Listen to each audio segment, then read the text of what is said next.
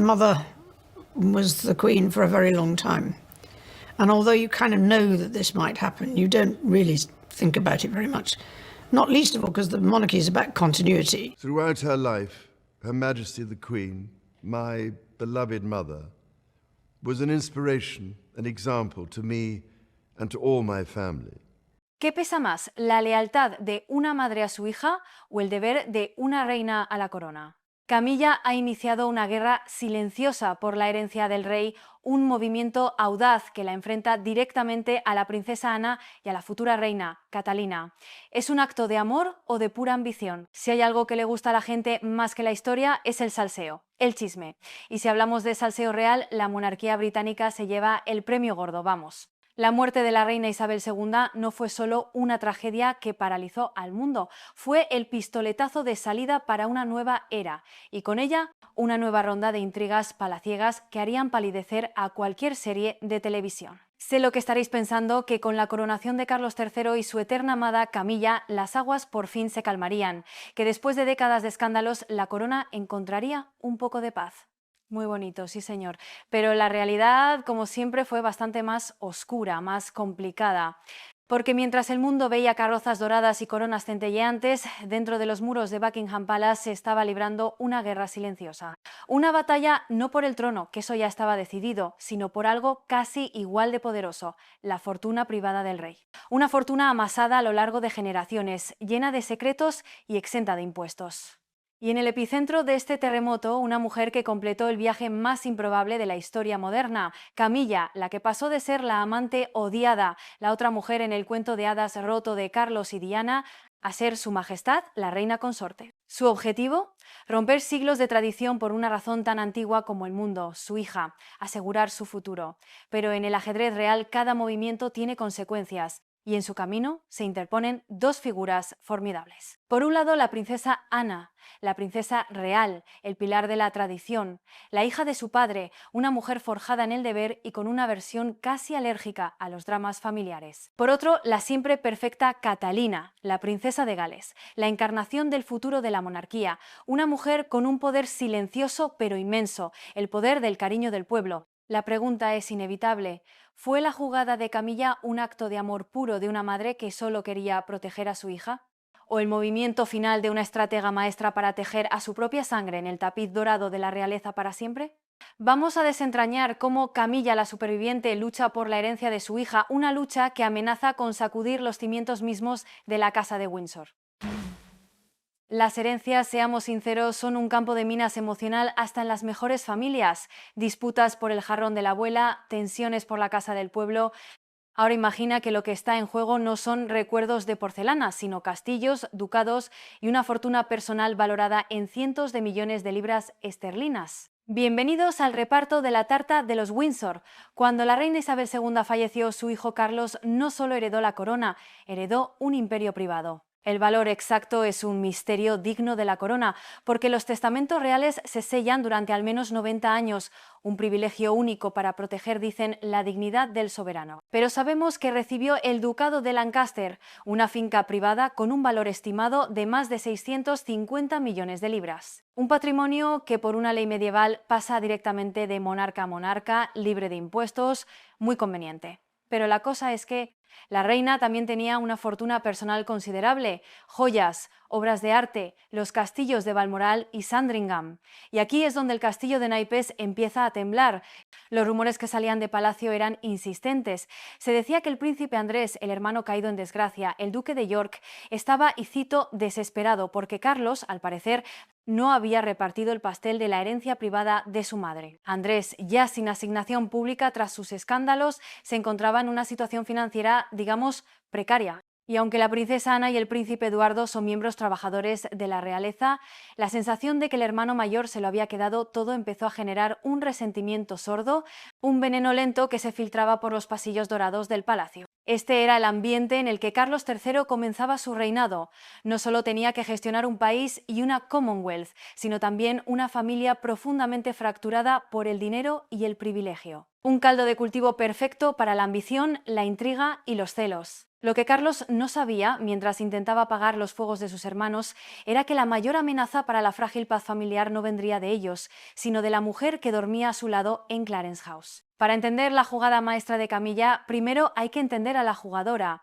Ella no es simplemente la reina consorte, es, ante todo, una superviviente. Una estratega que ha jugado la partida de ajedrez más larga y paciente de la historia de la monarquía moderna, y la ha ganado. Durante décadas fue la otra mujer, la Rottweiler, la villana perfecta en el cuento de hadas trágico de Carlos y Diana. Fue vilipendiada, acosada y demonizada por la prensa y por un público que la veía como la destructora de la princesa del pueblo. Sobrevivió a todo eso, no por suerte, sino por una combinación letal de paciencia aristocrática, una discreción a prueba de bombas y una voluntad de hierro. Jugó sus cartas con una maestría que pocos le reconocieron en su momento. Mantuvo un silencio digno, aguantó la tormenta y esperó. Sabía que el tiempo jugaba a su favor. Ahora sentada en el trono junto al hombre por el que lo arriesgó absolutamente todo, uno podría pensar que ya lo tiene todo, que la partida ha terminado. Oh, no, no, no, no. Bueno, sí, pero la ambición es una bestia que nunca se sacia del todo. En medio de todo ese huracán mediático, Camilla siempre tuvo un ancla, un refugio emocional, sus hijos, Tom Parker Bowles, y sobre todo su hija Laura López. Laura ha sido su confidente, la que se mantuvo deliberadamente alejada de los focos mientras su madre navegaba por las aguas infestadas de tiburones de la opinión pública. Su vida es ostensiblemente tranquila, dedicada a su galería de arte en los Cotswolds y a su familia lejos del circo mediático de Londres. Pero a los ojos de Camilla, esa lealtad silenciosa, ese sacrificio de no haber capitalizado nunca su conexión real, merecía una recompensa tangible y sobre todo permanente. La propuesta que estaba a punto de hacerle a Carlos no era solo por dinero. Era un acto de justicia poética, una forma de integrar a su propia sangre en la historia, de asegurar que los Parker Bowles no fueran una simple nota a pie de página en el reinado de Carlos III. ¿Fue un acto de amor maternal o el movimiento estratégico definitivo para consolidar su poder y su legado? Quizás, como casi todo en la realeza, fue una peligrosa mezcla de ambas cosas. Imagina la escena. Una tarde de otoño en Highgrove House, el refugio campestre de Carlos en Gloucestershire, un lugar de paz y jardines orgánicos que son su orgullo. El rey, como siempre, enterrado en sus famosas cajas rojas, los despachos gubernamentales que nadie más ve, y allí está Camilla, con su calma estudiada, esa pose de serenidad que ha perfeccionado durante décadas, pero con una tensión casi imperceptible en el aire. Los rumores ya circulaban como un susurro por los pasillos. La reina consorte tenía la mirada puesta en el patrimonio personal de Carlos. No hablamos de los bienes ligados a la corona, como el ducado de Lancaster, que son intocables y pasan de soberano a soberano. No. Hablamos de sus propiedades individuales, las colecciones de arte, las joyas heredadas, la fortuna que le pertenecía a él como hombre, no como monarca. Y entonces, en un momento que probablemente pilló a Carlos con la guardia baja, Camilla lanzó su idea. No fue un arrebato impulsivo, sino una propuesta cuidadosamente articulada, casi como si la hubiera ensayado. Quería que el rey desviara una parte de su herencia personal hacia su hija, Laura López. Así de simple y así de explosivo. En lugar de que todo siguiera la ruta tradicional e inquebrantable hacia Guillermo, el príncipe de Gales, y por extensión a su esposa Catalina, la futura reina. Camilla, por supuesto, lo pintó como un gesto de unidad, una forma de honrar a la familia ensamblada que habían construido, una monarquía moderna y sensible, ¿no? Claro que sí, guapi, pero en el fondo era una bomba nuclear lanzada en el corazón de la tradición. Un ataque directo a la línea de sucesión patrimonial, una idea que, aunque no afectaba directamente al trono, sí reescribía las reglas no escritas de la herencia real. La sugerencia quedó flotando en el aire de la tarde sin una respuesta inmediata, pero tampoco olvidada. Fue como una gota de veneno en un estanque. Carlos, que siempre escucha atentamente a Camilla, entendió al instante las implicaciones sísmicas de lo que le estaba pidiendo. No se trataba solo de dinero. Se trataba de estatus, de precedente, de legado y, sobre todo, de la frágil paz que a duras penas mantenía unida a su disfuncional familia. La semilla de la discordia había sido plantada en el jardín más cuidado de Inglaterra. La propuesta de Camilla no era solo un problema logístico o de tradición, era un problema con nombre y apellido: Catalina Middleton. Si las paredes de Windsor Castle tienen oídos, los de la princesa de Gales deben ser especialmente agudos. La noticia de la conversación en Highgrove, como todo en Palacio, no tardó en viajar a la velocidad de la luz por la red invisible de ayudantes, secretarios y cortesanos. Y aunque públicamente no hubo ni un atisbo de reacción, en privado la preocupación debió de ser inmensa. Catalina no es solo la esposa del futuro rey, se ha convertido en el pilar fundamental sobre el que descansa el futuro de la monarquía. Es la personificación de la perfección real que la corona necesitaba desesperadamente, elegante, discreta, trabajadora y sobre todo inmensamente popular. La gente simplemente la adora. Es la madre del futuro rey Jorge y se ha erigido como la guardiana silenciosa de la imagen de una institución que ha luchado por sobrevivir a décadas de escándalos y tragedias. En la narrativa no oficial de la familia real, Catalina es la heroína que trajo la estabilidad después del caos de los años de Diana y las polémicas de Andrés y Harry. Representa la continuidad, la promesa de un futuro tranquilo, digno y, seamos sinceros, fotogénico. La idea de que una parte de la herencia que por derecho le corresponde a su linaje, al futuro de sus hijos, fuera desviada a la hija de Camilla, era mucho más que un insulto personal, era una amenaza existencial. Desestabilizaba su posición y, por extensión, la de su marido Guillermo. Creaba una grieta profunda en la fachada de unidad familiar que tanto se habían esforzado por construir. Catalina, con su estratégica inteligencia emocional, no necesitaba decir ni una sola palabra. Su mera existencia, su popularidad a prueba de balas y su papel absolutamente crucial en la firma eran un argumento en sí mismos. Carlos lo sabía perfectamente. Alienar a Catalina significaba alienar al público británico y a la Commonwealth. Era poner en riesgo el futuro mismo de la corona que tanto había esperado. Era sencillamente una línea roja que ni siquiera un rey enamorado se atrevía a cruzar. Atrapado entre la lealtad a su esposa y el deber ineludible hacia la corona, Carlos hizo lo que siempre hace cuando se enfrenta a un dilema imposible, cuando el peso del mundo parece demasiado grande. Llamó a su hermana, la princesa Ana.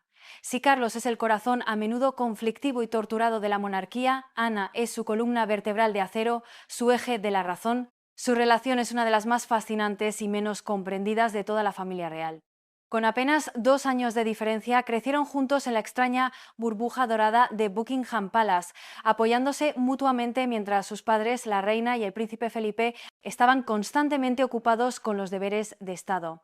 Desarrollaron un vínculo profundo, forjado en la soledad compartida y en los juegos en los establos, lejos del protocolo asfixiante. Pero sus personalidades no podrían ser más diferentes, casi como el día y la noche. Carlos, el heredero, siempre fue el niño sensible, el alma de artista, reflexivo y a veces paralizado por la indecisión. Ana, la hija de repuesto, en una época donde los hombres heredaban primero, se convirtió en todo lo contrario. Pragmática, directa hasta la médula y con una aversión casi alérgica a las tonterías y al sentimentalismo. Ella es la encarnación pura del espíritu de su padre, el príncipe Felipe, y su famoso lema, "Just get on with it", o sea, sigue adelante y déjate de historias. Ana no busca la popularidad, busca la eficiencia, no le interesan los focos de los paparazzi, le interesa el trabajo incansable. Por eso, cuando Carlos necesitaba una opinión sin adornos, una dosis de realidad sin filtros ni diplomacia, solo había un número de teléfono que podía marcar. Sabía que Ana no le diría lo que quería oír para calmar su ansiedad, sino exactamente lo que necesitaba saber, por muy duro que fuera. Le expondría el plan de Camilla con toda su carga emocional y sus justificaciones de familia moderna y esperaría el veredicto.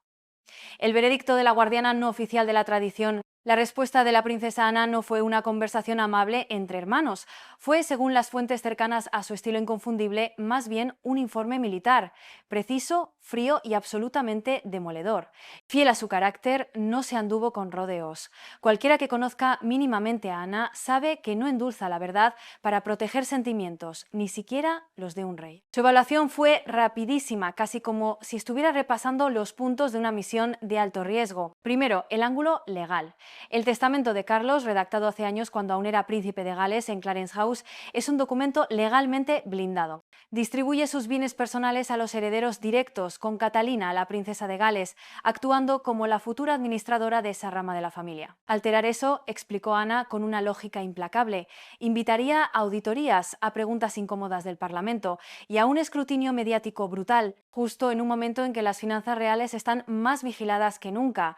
¿Recuerdas las polémicas del ducado? Estado, le recordó a su hermano en una clara referencia a las controversias sobre la gestión de los ducados de Lancaster y Cornualles, subrayando cómo cada libra esterlina de la familia se politiza al instante. Luego pasó al ángulo familiar el más peligroso y volátil. Laura López es una joya, sin duda, una mujer discreta y leal. Pero elevarla por encima de Catalina, la futura reina, la madre del futuro rey, era sencillamente una locura.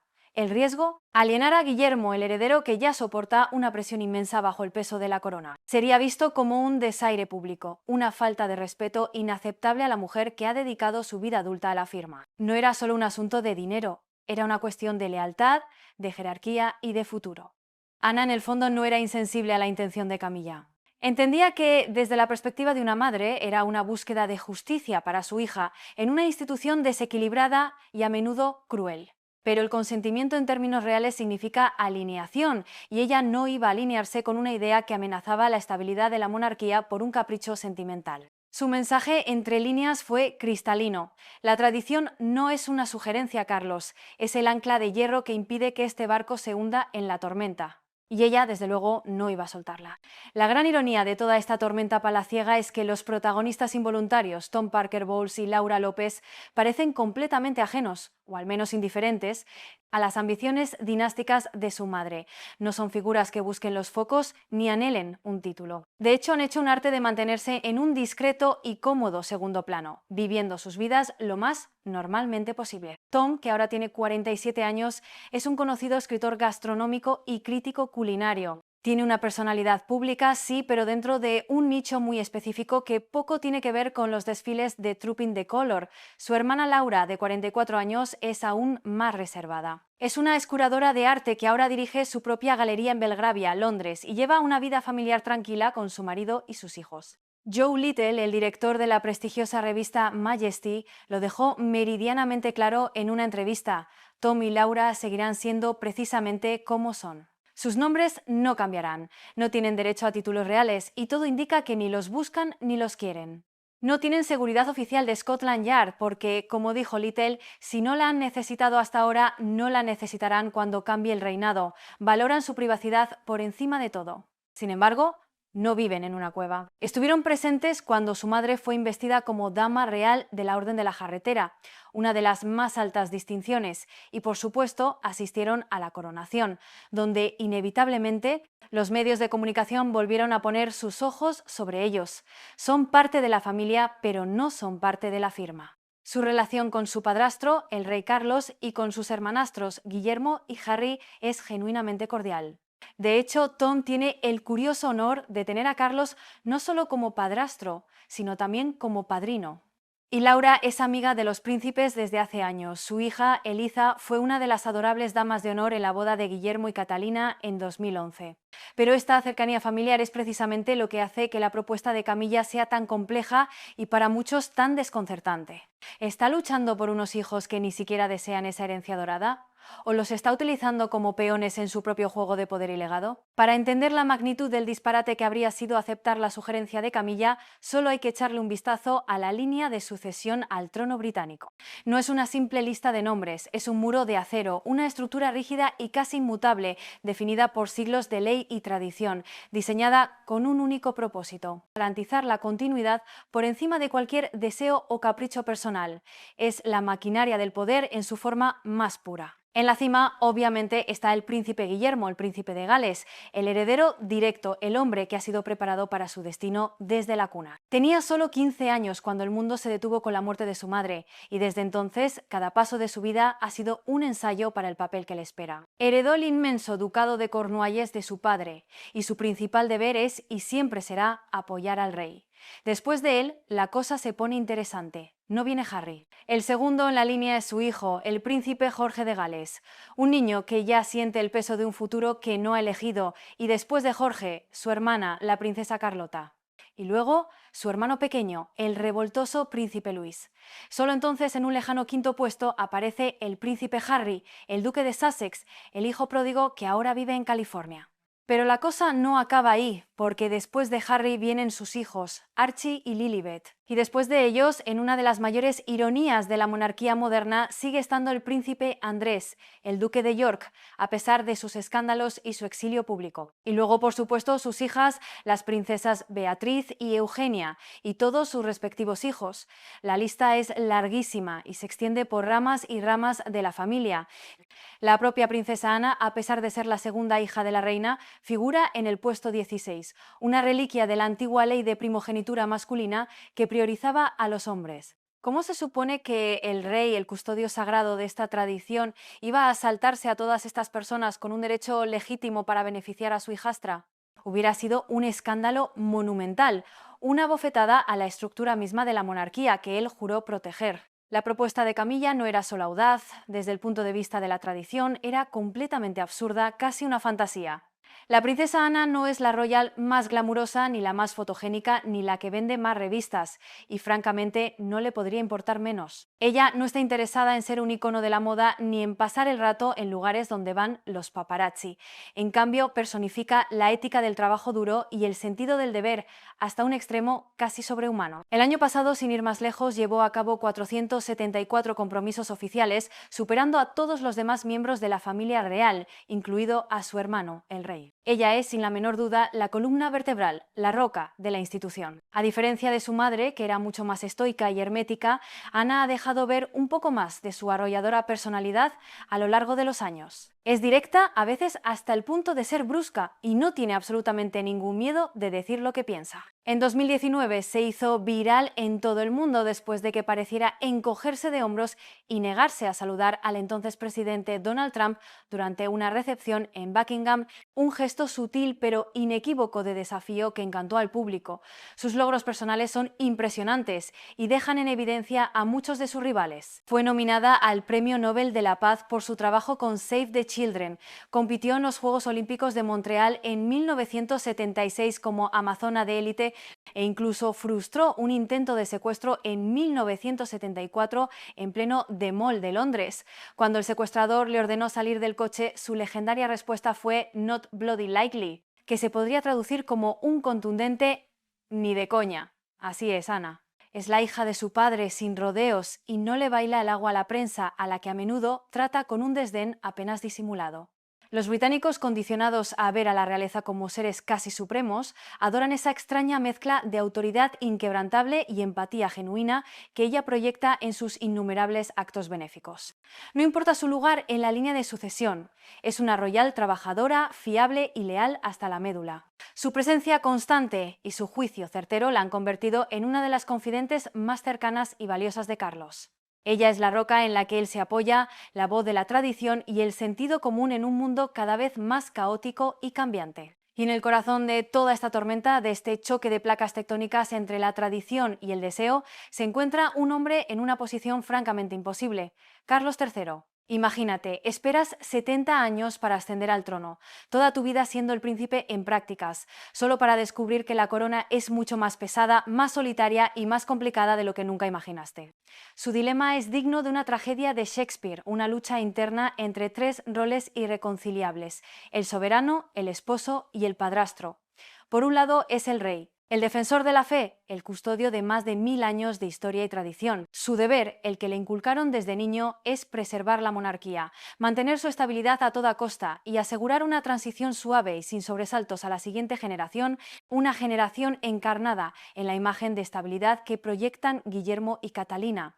Romper la línea de herencia, aunque sea en su patrimonio personal, sentaría un precedente peligrosísimo. Alimentaría las críticas, ya de por sí feroces, de que la monarquía no es más que un asunto familiar privado, un club exclusivo financiado con dinero público. Sería una imprudencia que la maquinaria del poder no le perdonaría, pero por otro lado es un esposo. Un hombre que, seamos justos, luchó contra todo y contra todos, contra su propia familia y contra la opinión pública, para poder casarse finalmente con la mujer que ha amado durante toda su vida adulta, Camilla. Le debe una lealtad inmensa y, en cierto modo, le debe su felicidad. Negarle de plano su petición, una que ella enmarcaba con astucia como un acto de justicia para su hija, era arriesgarse a crear una fractura profunda en el núcleo de su vida personal, en su único refugio. Y también es un padrastro. Tiene un afecto genuino y documentado por Tom y Laura, a quienes ha visto crecer. ¿Cómo equilibrar los deberes sagrados del soberano con las lealtades íntimas del hombre. Carlos es conocido por ser una persona que se toma su tiempo para tomar decisiones importantes, que sopesa cada ángulo hasta la extenuación. Y esta no era una decisión que pudiera tomar a la ligera. Era una elección que definiría no solo la distribución de su fortuna, sino el carácter mismo de su incipiente reinado. Mientras Camilla maniobraba en las sombras para asegurar una parte de la herencia para su hija, parece que se olvidaba de un detalle absolutamente crucial. Catalina ya es, en términos de legado real y simbólico, inmensamente rica. De hecho, fue una de las principales y más visibles beneficiarias de la colección de joyas personal de la reina Isabel II, un gesto que el mundo entero interpretó como lo que era, la consolidación de su estatus como la futura reina indiscutible. Cuando la reina murió, su legendario joyero privado, una colección alucinante compuesta por unas 200 piezas de un valor histórico y económico incalculable, se distribuyó entre las mujeres de la familia. Camilla, como la nueva reina consorte, tuvo por supuesto la primera elección y se ha decantado por piezas espectaculares y de gran peso, como la famosa tiara Greville, que perteneció a la reina madre. Pero fue Catalina quien recibió algunas de las joyas más icónicas, personales y valiosas de la difunta monarca. En total, los expertos estiman que heredó unas 10 piezas clave cuyo valor combinado supera los 81 millones de euros, convirtiéndola en la principal beneficiaria. Entre ellas destaca el absolutamente deslumbrante collar Nizam de Hyderabad,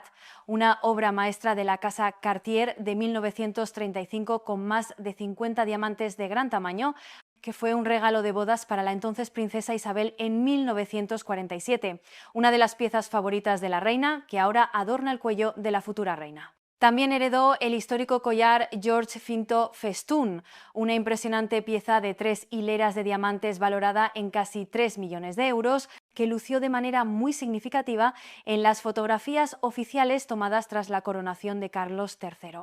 Estas no son solo joyas, son símbolos de poder, son la transferencia de un legado, son el testigo que pasa de una monarca a su sucesora. Cada vez que Catalina luce una de estas piezas, envía un mensaje silencioso pero inequívoco a todo el mundo. Ella es la continuidad, ella es la estabilidad, ella es el futuro. La propuesta de Camilla, en este contexto, no solo parecía codiciosa, sino también completamente innecesaria. Catalina no necesita una parte de la herencia de Carlos para cimentar su lugar en la historia, ya lo tiene. Se lo ha ganado a pulso y además la propia Isabel II se lo otorgó simbólicamente ante los ojos del mundo. Al final, después de toda la tensión, las maniobras y las consultas a puerta cerrada, la decisión del rey Carlos fue la única que podía ser, predecible, pero necesaria. Después de sopesar el consejo de hierro de su hermana, la posición intocable de Catalina como futura reina y sobre todo el peso abrumador de 1000 años de tradición, optó por el deber. La institución por encima del individuo. Su patrimonio personal seguirá el camino sagrado establecido durante siglos, pasará a su hijo y heredero Guillermo y por extensión a Catalina, la futura reina consorte, para ser administrado en nombre de la corona. La audaz propuesta de Camilla fue rechazada, no en una confrontación dramática ni en una pelea a gritos, sino con la silenciosa y aplastante firmeza de una institución que ha sobrevivido a guerras, revoluciones, abdicaciones y escándalos precisamente por su casi inhumana resistencia al cambio. ¿Qué nos enseña este episodio, este pequeño salseo en la gran ópera de los Windsor? Nos enseña que a pesar de todos los intentos de presentarla como una entidad moderna y cercana al pueblo, la monarquía británica sigue siendo, en su núcleo más profundo, una guardiana inmutable de la tradición. El amor, incluso un amor tan épico y duradero como el de Carlos y Camilla, puede conquistar muchas cosas. Puede superar el ostracismo público, puede desafiar a una reina e incluso puede colocar a una amante en el trono, pero no puede reescribir las reglas fundamentales de la herencia y la sucesión. La sangre sigue siendo más espesa que el agua y la línea directa de sangre siempre prevalecerá. Camilla ha conseguido su corona, pero Catalina es el futuro. Y en la larga e implacable partida de ajedrez que es la historia de la realeza, el futuro siempre da jaque mate. La pregunta que queda flotando en el aire de los pasillos de Buckingham es: ¿se conformará Camilla con su extraordinaria victoria? ¿O fue esta solo la primera batalla de una guerra mucho más larga y silenciosa por el alma de la Casa de Windsor?